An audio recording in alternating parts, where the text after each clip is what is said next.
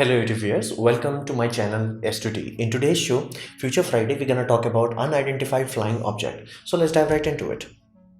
Well, first we have to understand what the heck we are talking about. We are talking about unidentified flying object. What does that simply means?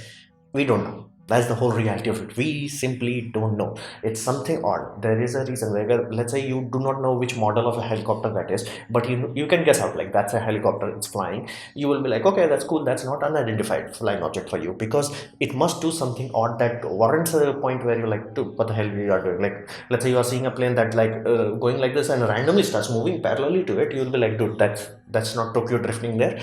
So you must understand. And on top of that, there will never ever be clear proof on that. Like, okay, this is a photograph taken in infrared. This is a photograph taken in ultraviolet. This is a photograph taken in all the spectrums that we have, like radar cross section from infrared to ultraviolet to basically milliwave, microwave, and all that jazz. You will never have clear proof. That's one of the primary requirements.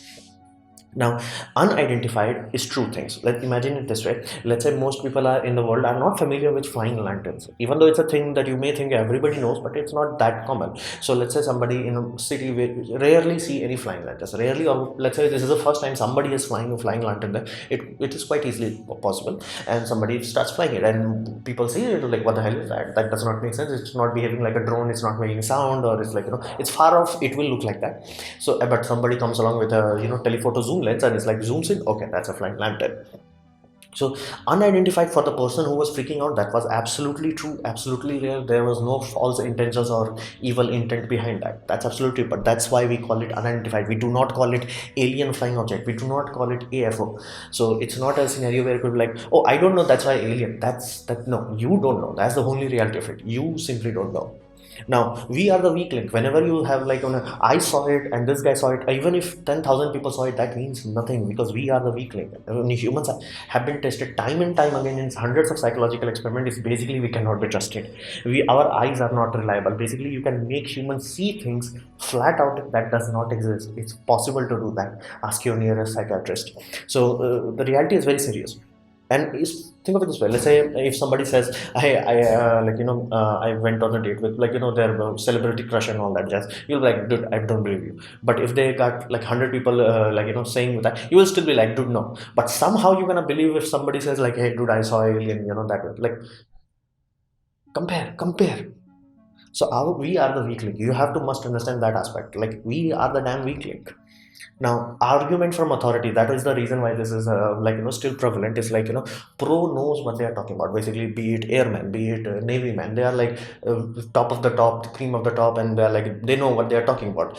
Here's the deal: they only know their field. Like airmen is the best airmen out there. Like they know how to fly a plane, they know what that happens. But here's the, anything outside that, it's outside of their scope. Now, one of the easiest thing that we saw recently is like there is a recent infrared imaging going on, and the airman is like literally saying in the radio, it does not make sense how the heck it's rotating like that. Now people in the army was like genuinely confused. It's like, this is a trained pilot, this is like the best we got, and like and they are seeing the footage. It's like, what the hell does not make. Yes, there are people who works in optics, not in military, in optics. They're like, dude, that's a lens flare. It happens if you have a periscope and with this kind of lens aspect, you rotate it, you will get that. Like it happens because you have to understand there is no way you can have argument from authority as an actual science, because we have known this from very early on, is that we have cognitive bias, and it has blocked science time and time again. There have been a scenario where in Soviet Union somebody was like, hey, let's study the genetics of plants so we can actually feed the population. Another was like, no, let's grow seeds in in icy water and that will make them strong. Happened. People died from that, not one or two, millions. And that's the reality of it. We have entire history books filled with the point where it's like argument from authority, they know better. No, they can only know what they are talking about. I will give you a simple example. In my family, my brother is the smarter one and he's a doctor. Okay, so whenever some medical things happen, flat out go ask him. Now here's the, if you ask him about cameras and all that, he'll like, just dude, come to me. Why? Because this is my area. So same happens with everyone. Airman is like, dude, I know every Tom, Dick and Harry thing about like aircraft, but I have zero knowledge about lens flares. Again, that's not his area. So argument from authority is meaningless. Now, why do we inherently believe that? Think of this way: you grew up. Now, what does that mean? That simply means at some point in time you believed your parents. because without that there is a very good chance you keep sticking your finger in electrical socket or socket, or jumping from stairs and all that jazz. So you have to believe in parent, and that's a psychological level, that's a DNA level, that's something absolute in everyone. That is why argument from authority is the, like, it's the weakest source, and you cannot use that in science. Like, we have tried that using in science and it has always backfired. Then we come to the final arguments, like, no, no, I know myself, or like, you know that person for a fact, and then it becomes very emotionally attached with, like, no, no, it's absolutely true. Here's the think yourself, whoever that person is, like, oh, they are the top brass from Pentagon or DARPA or DRDO and all that jazz.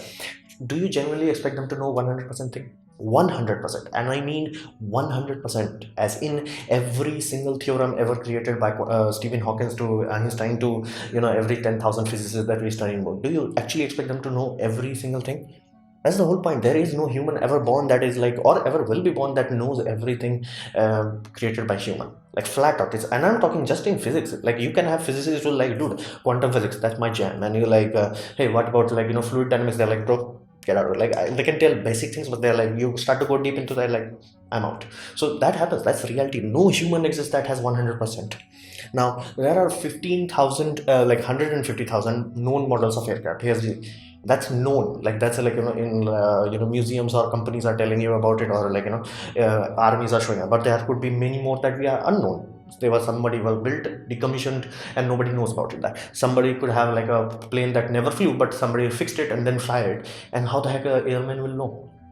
That's the reality, where you cannot expect somebody to have a, like, giant library of like every single thing ever made that ever has the capability of flying, because there are many experimental aircraft that was not feasible, but it could have been made and flown, and sometimes they have been made and flown. But you have to understand, like, how the heck you expect a human to know everything? Now another aspect of it is the illusion aspect. Our eyes is the another aspect. It's like, then illusions happen because, well, we are emotional creatures. So you can have like visual illusions, which even if you are sober, 100% sober, your brain chemistry is working, you do not have any illness, you do not have any medication in your body, still you will have to deal with illusions. Now why do we have illusions? Well, our brain takes shortcuts. Now when it takes shortcuts, it's like it ends up creating false patterns. False pattern equals well, gibberish. Now I like how Neil deGrasse Tyson puts it, like, optical illusions should not be classified as optical illusions, they should be classified as brain failure, because your brain failed to figure out whether this is a candle stand or a two humans face, or this is moving or not, or this is a rabbit or a duck, or things of that nature. It's brain failure. Our brain cannot process it. So we cannot trust on human sense. Think of it this way: doctors, the best of the best, right now, how do they judge you? Like, do they like just hold your hand? No, they will, like, if they like detect, okay, something is wrong, put a thermometer. If they're like, dude, I think this guy has blood pressure, okay, put a a BP meter. You're like, hey, I think this guy is low on oxygen, they will put a clip on your finger and to figure out your oxygen level. They are relying, they are the best of the best, but they are still relying on tools, different tools. That's the only way we can be damn sure. And that's why when you go in hospital, everybody is like, write down your temperature, nobody tries to remember it, because we are the weak link. Now another aspect is, recently there have been a lot of I'm saying uptick with UFO reporting regarding militaries, like army is detecting this, or this is like, this is serious, Pentagon is taking serious. One thing you have to understand: army has a specific division in every field, from land army to naval army to air force. Decoy department. Now army spend billions of dollars, as in more money than like some fighter jets, to build decoys. Now decoys are specifically one tool designed to do one thing: to confuse. Now how do they confuse? It depends on their design. Like, some systems are designed specifically to confuse radar. They will confuse radar to a point where it's like practically useless. Practically, if you have current gen radar and old gen basically, let's say you have a basically very high end, like top of the line, that is rarely used, because every time you use it, there is a good chance, if the radar operator survives, it could figure out like this pattern and all the jazz. So every time you deploy a system, they like wear out their life. You cannot use them, oh, this is old decoy, I'm using it for 30 years. Yeah, that's not, it's kind of like they have a short life. So let's say you have a 1970s radar and 2000s decoy. 2000 decoy will confuse the hell out of radar system, flat out. and they are built for this. And every country builds it, from DARPA to DRDO to Chinese National Party to every Tom, Dick and Harry that has an air force, navy or anything. They build decoy. To give you a how big this architecture is, D-Day was only possible because of decoy. Like, people know, okay, this is a wall, we have to break through it now, quote unquote wall, like this is the beach, we have to go through it. Here's the reason why the heck the army was not there on the opposite end, only, like, defense force was there, because the whole of allied party, they worked very hard to create balloons. Balloons were in the shape of trucks, tanks, and basically planes, and they had like a whole airfield covered with it. And like brick by brick, they kept building it. And spy planes from the other side, they detected that it's like something, and spy planes saw like, okay, that looked like a plane. Again, you are talking about like early technologies. Even with modern technology, you can easily fool that, especially if you are flying like 60,000 feet or something like that. So they are like, dude, that they are deploying a big army there. That split the forces. That gave them a chance to push through D-Day.